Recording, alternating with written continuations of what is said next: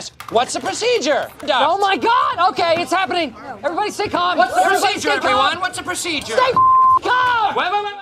So for the past week, the stock market sure felt a little like that, didn't it?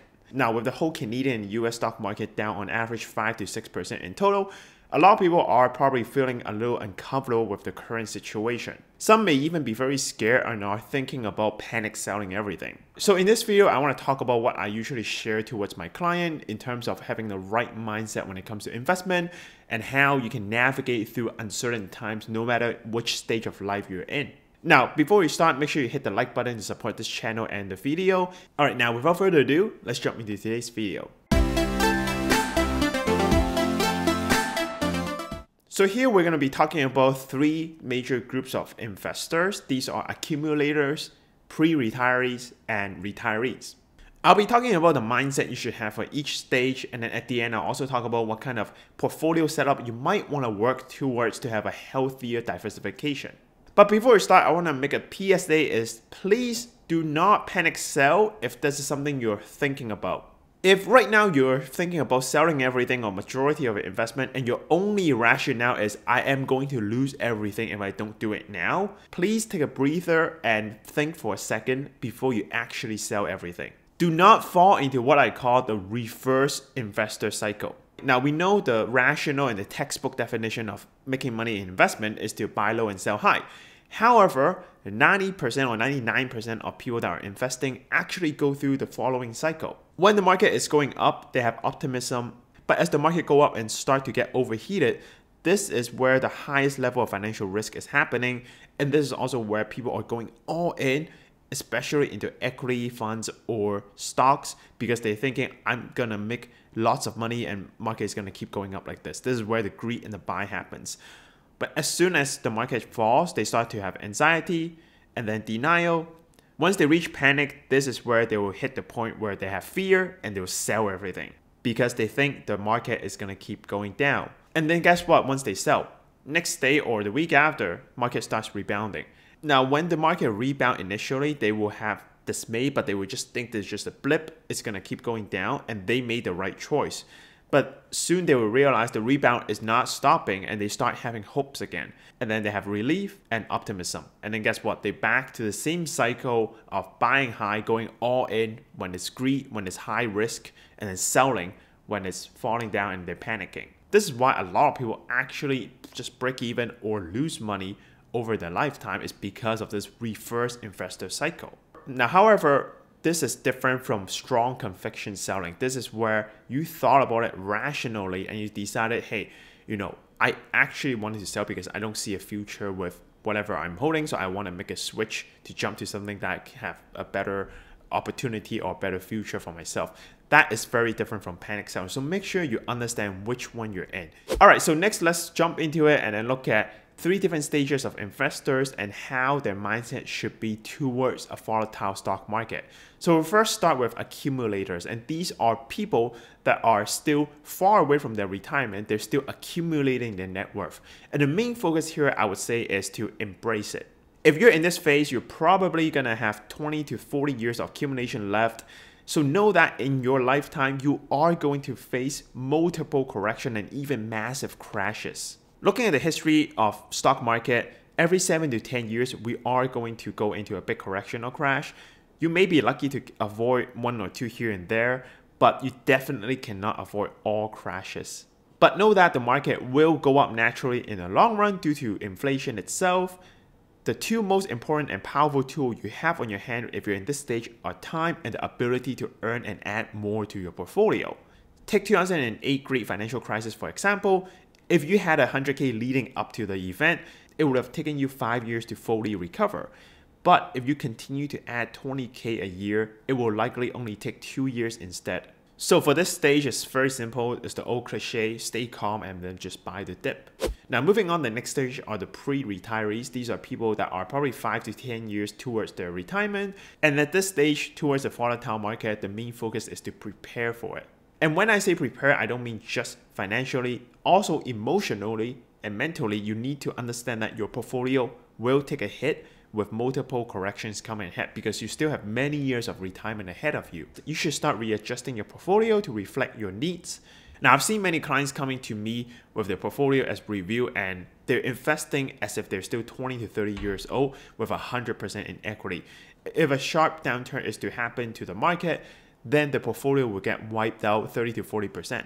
Now, the simple thing you can do here is to relocate some of your portfolio towards the less risky or less correlated parts of market. For example, some things you can do here are bond holdings or REITs with good track records. You probably want to move away from small and mid cap, maybe, or just have very tiny bit because they're the first ones to go whenever there's an economic downturn, and instead have more towards the blue chip companies.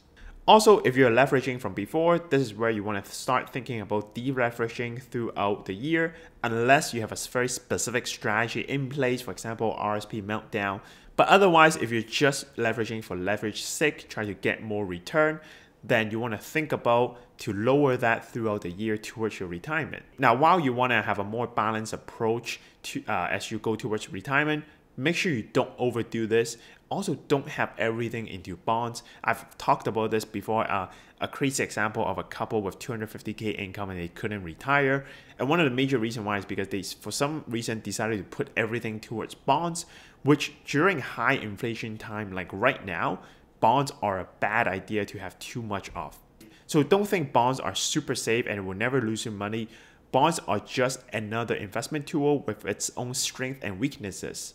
Now, if you have maxed your RSP or TFSA, instead of having all your fixed income holding inside bonds, one alternative you could consider is to have some in participating insurances. They are usually likely going to outperform over a long period of time. And also, you can borrow against it when they have accumulated enough cash inside, so then you can create income stream for yourself without paying tax in the future. So if you're in this kind of situation, that's definitely something you want to start considering. Now, lastly, let's talk about retiree.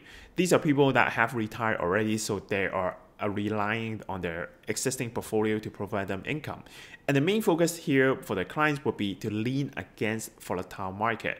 What I mean is, if you have prepared and adjusted like I've talked about in the first two stages, then you're in a great position even though a market downturn is coming. If you're in this scenario and you need money in a downturn, what you can do is tap into your bonds holding first or conservative funds and sell those to sustain your income for now. Now, on the flip side, when the market is rebounding or it's going up and it's doing very well, when you need income from your portfolio during those times, instead you can trim your equities or aggressive funds first because they likely have made gains already, so you can lock in your gains by selling them and exiting. Now, other than that, you can also consider other products in the financial market, which kind of acts like a mutual fund. It will still grow over time, it will have up and downs, but it will also calculate a guaranteed retirement income for you. And if the market grows, your fund makes more money, it can reset at a higher value, so you get a higher guarantee. And once you're at a higher guarantee, you cannot go back down even though the market crashes tomorrow. So if you're someone that are more worried about fixed income, you want something guaranteed, then maybe you can look around and diversify your portfolio that way. Alright, so those are the three stages when it comes to investing and how your mindset should be. Let's wrap up by talking about a healthy diversification. Now, before we move on, as always, if you haven't already, make sure you join my private Facebook group. In there, you can ask your own questions and get extra resources. You can find the link in the description below. So the best way I've always found is to have specific strategy, timeline, and goals for each account that I have.